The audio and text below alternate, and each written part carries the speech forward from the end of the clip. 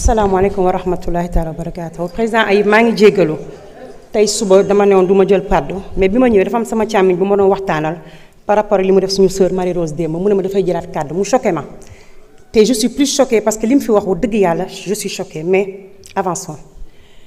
Monsieur le ministre de l'Intérieur Cheikh Bamba maa ngi lay nuyu madame la secrétaire d'État très chère Marie Rose mes très chers collègues président Ayib notre rapporteur du jour ñu ngi lay jox sa wàccuwaay di la féliciter bu baax a baax ci taxawaay bi. Mesdames et messieurs du personnel administratif et les collaborateurs des ministères, chers peuples de ma patrie, ci biir réew mi diaspora ak réew mi asalaamaaleykum. Le groupe parlementaire Les Patriotes votera cette seconde lecture de la proposition de loi L29 L30, ceci autant que nécessaire ndax duñu mës a décourager. La persévérance est nécessaire lorsque la volonté du peuple doit être respectée même face aux obstacles. Nous la voterons parce que nous assumerons en tout temps l'engagement politique fait devant le peuple sénégalais suñu kàddu day wóor. Les faits sont simples. La différence entre les deux versions transmises au président de la République sont deux clarifications techniques et ce sont nos amendements régulièrement adoptés en plénière du 28 avril. Ñun députés yi wàccu nañu. C'est une erreur matérielle. Alors oui, nous allons la relire. Nous allons la revoter car la perfection est notre ADN, chers collègues. La résilience et le jusqu'au-boutisme sont notre fort. Kenn du leen jam ñaani. Il y a une certaine opposition aphone lorsqu'elle voit Pastef résilient et déterminé à tout faire pour atteindre ses objectifs de respecter la parole donnée au peuple sénégalais. Cette même opposition reste au balcon, curant les dents, pensant que Pastef, qui dit être sa propre opposition, dañu reyante suñu biir ba suñu liggéey yàqu. Mais c'est peine perdue. Il n'y a pas de crise dans nos rangs. Ndax kër gu am kilifa gu mel ne Ousmane Sonko rang yi day jub xocc. Pastef sera fidèle à ses engagements politiques et moraux car il doit achever sa volonté de conduite par son leader. Très chère Marie Rose, notre 166e députée, panthère du projet, panthère du Pastef, femme de l'air. Vouloir imputer ce manquement est de la malhonnêteté intellectuelle et politique. Remettre en question votre rigueur, c'est renier votre réforme qualitative depuis votre arrivée au porte-parole du gouvernement. Vos résultats à la DPME parlent pour vous. Ce qui font les malins à s'attaquer à votre professionnalisme, qu'ils s'assurent d'abord d'être autant loyaux et rigoureux que vous. Car le buzz ne s'octroie pas avec ces pratiques. Monsieur le Président de l'Assemblée nationale, nous tenons à vous encourager et à vous féliciter pour les réformes courageuses que vous menez depuis votre installation. Vous avez engagé cette institution par la modernisation. Il faut continuer, il faut aller plus loin. Et tout le personnel administratif qui vous accompagne dans ces réformes, qui s'y tiennent avec loyauté et abnégation, nous vous disons jërëjëf. À ces agents, ces cadres, ces directeurs qui travaillent durement, avec conscience et professionnalisme, sans vous, l'institution ne tient pas. Vous êtes la colonne vertébrale du jubbanti parlementaire. Nous vous voyons, nous vous soutenons. Mais, si nos problèmes au niveau de cette partie de l'administration qui nous accompagne, il faut trancher, Monsieur le Président. Il faut renforcer les capacités par une adaptabilité à la modernisation en cours. La persistance, l'erreur est certes humaine, mais la persistance est une faute. Un travail plus rigoureux, quelle que soit l'urgence, ça doit être une gloire aux réformes. Il nous faut un changement structurel à ces services. Les députés travaillent durement. Ils ne doivent pas voir leur travail torpillé. Il y a des erreurs qui ne se pardonnent pas, surtout lorsqu'on est face à un président waxet, plus politique qu'au-dessus de la mêlée. Alors, Président, dans ces moments de notre majorité, l'aspect politique sera géré par nous-mêmes avec dignité et détermination. Et que les choses soient claires. J'en profite pour dire aux pro-workat, aux ngaraleurs, de bien garder leur mutisme. Lem ko ba mu mat. Car vouloir dëggal sa bopp fii ak jaay am fit, ils sauront que Ousmane Sonko moo fi indi fii ku nekk. Et non un quelconque aide-peur d'un mandat acquis à la sueur de notre engagement et de notre détermination. Et que les choses soient claires. Aux attaques voilées, mal assumées contre Pastef, nous répondons avec loyauté par les actes. Notre loyauté vient envers Ousmane Sonko, le projet et le peuple du Sénégal. Celui qui cherche à opposer les institutions se trompe. Pastef n'est pas un parti. Pastef est un projet. Et ce projet gouverne. Loolu dafa war a leer. Mais ce mandat doit obligatoirement refléter notre projet, Jub Jubal Jubanti. Celui par lequel les Sénégalais nous ont donné la majorité.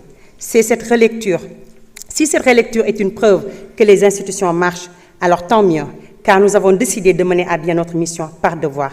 Alhamdulillah, le dernier mot revient aux députés. Et aujourd'hui, cette loi sera validée à nouveau. Nous réitérons notre objectif, faire sauter les verrous. Ndax dañu ne dañu ñëpp bokk jàkk jaa ngi noonu ku mën na nga nodd looloo leen metti eh bien cette loi sera votée.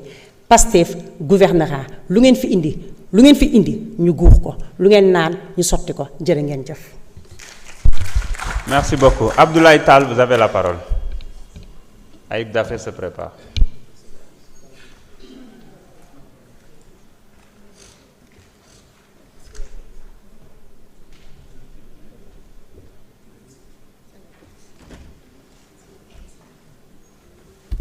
Monsieur le Président, maa ngi leen di nuyuwaat suñu collègue yëpp di wax ni alhamdulilahi rabbil alamin li tax may sant yàlla mooy doon naa xaar ñu sulli fi débat pour toucher le fond de la loi mais malheureusement c'est la même rengaine, la même chanson pour nous retarder encore et encore, mais ça ne passera pas.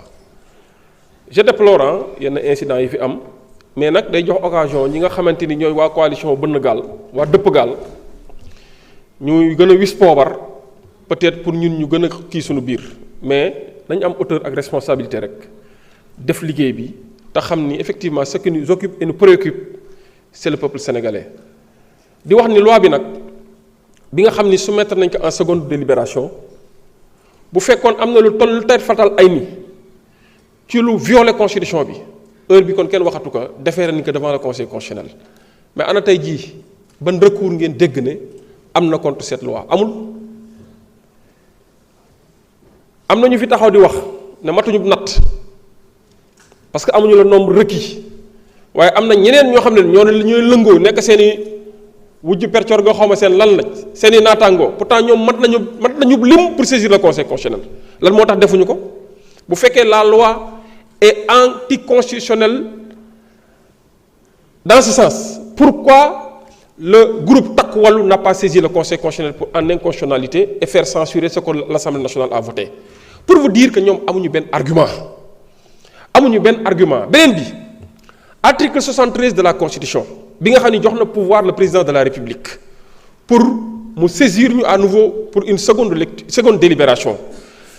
Le texte dit clairement que par simple message motivé waxul sax lettre waxul demande par simple message motivé donc c'est une disposition constitutionnelle mais li am solo foofu te ñu koy jàngat mooy le même texte dit que la saisine suspend le délai de promulgation foofu tamit ma si attirer seen attention pour gën see dalal seen xel en fait la suspension signifie que délai bi nga xamante ni une loi entre en vigueur dès son adoption par l'Assemblée nationale soxlawuñ sax ay promulgation boo gisee par élégance républicaine gars yi di xaar yenn délai yi c'est pour effectivement bu ñu épuiser les voies de recours. On parle de loi électorale on nous parle de seconde lecture on nous parle de dialogue national et des conclusions du dialogue national même s'il y a accord ou désaccord l'Assemblée nationale a pris ses responsabilités devant l'histoire et devant le monde entier pour se prononcer ou pour statuer sur une question qui relève de sa compétence à savoir une loi muy le code électoral. ñu bëri taxaw pour indi ay jiixi jaaxasi xelu nit ñi naan non est-ce que mënul yoonu bàyyi président de la république jël initiative bi alors que ñun ñoo waat devant le peuple sénégalais ne ñun lépp lu ñu war a jël ci responsabilité en tant que parlementaire dinañ ko jël te ñun ñoo wax ne dinañ def ay initiative parlementaire te ñun proposition de loi moo gën a tuuti ci initiative parlementaire yi ñu jël dem leen ngeen laajte gouvernement bi daanaka 2 semaines yi weesu yépp audition la ñuy def gouvernement bi sur l'évaluation à mi-parcours l'exécution du budget de 2026 loolu c'est une première c'est salutaire c'est pour la vitalité de notre administration et de notre démocratie et pour permettre aux Sénégalais de savoir que effectivement cette assemblée nationale bii ñu am c'est une assemblée digne de son nom c'est de digne représentant du peuple ñun ci loolu lañ nekkuñu ci ay mbiicoog mbaaloo nekkuñu ci très sincèrement c'est décevant d'entendre certaine partie de l'opposition parler ainsi. Ça fout de la honte au peuple sénégalais te ça ne vous grandit pas du tout nañ wax de choses sérieuses nga mbirum question électorale ku koy xeeb da ngaa xamul lan mooy élection damaa gëm ni réew bu dee jëmm ji daanu rab la élection mooy ndëppali moo tax nit bu daanoo rab ba ñu nëppal ko ba pare sa ëllëg sa day nelaw rek parce que di danaan tekk loolu moo tax élection sa ëllëg sa dañoo bëgg mu ni tekk buñ ko tuutal lu am solo la. élection bëgguñu à 6 mois des élections qu'on change les règles du jeu loolu moo tax si délai bi lañ nekk pour ñu changer le code électoral ku jàkk-jàkki noonu ku mën na ndond ñun dañoo gëm ne lu ñuy xeexoon démb moom la ñuy xeex tey ñun ñoo waxoon nañu ubbeeku ku mën bokk ku bëgg bokk ñun loolu lañ leen wax ñoo leen bokk xanaa yéen wóoruwu leen seen bopp ñëw leen ngeen bokk bu fekkee pare ngeen pour jàkkaarloog président Ousmane Sonko Birima nag nee na. merci beaucoup Birima nee na maamam bu ko kenn musaana tooñ day dajale ba mu mat fukk. wala mu mat ñaar fukk.